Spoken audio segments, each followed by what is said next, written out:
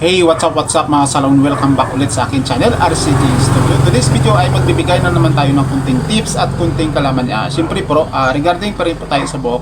Ayan, pasensya na po sa background natin, no? Medyo tindiro tayo ngayon.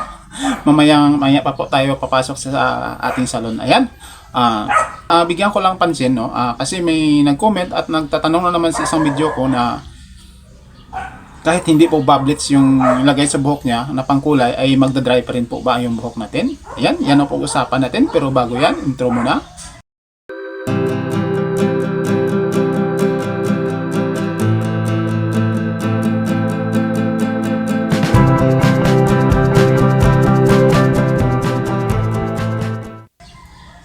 So ayan na nga mga kasalon, no? Pag-uusapan natin kung nag-comment sa aking video na kahit hindi bleach ang ilagay sa buhok niya upang highlights, magdadry pa rin po ba yung buhok niya? Ayan. Ang masasabi ko dyan ay depende po yan sa klaseng kulay na nilagay nyo, no?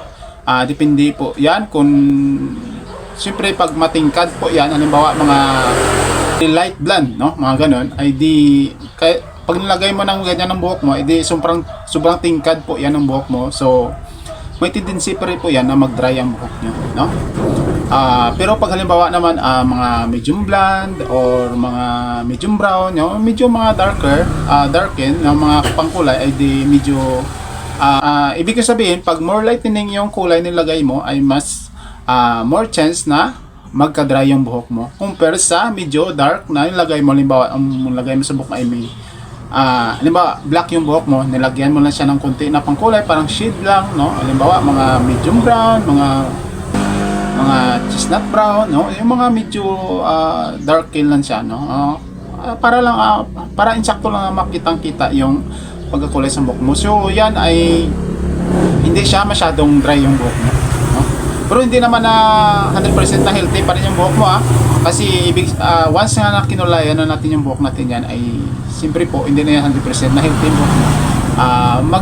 May chemical na po yan ay may tendency pa rin po yan nga mag-dry. Pero ang ibig ko sabihin mas prone sa dry pag more lightening yung ginagamit mo na pangkulay kahit hindi po yan naka-bleach, no? Ayan, sana nasagot ko po ang iyong katanungan.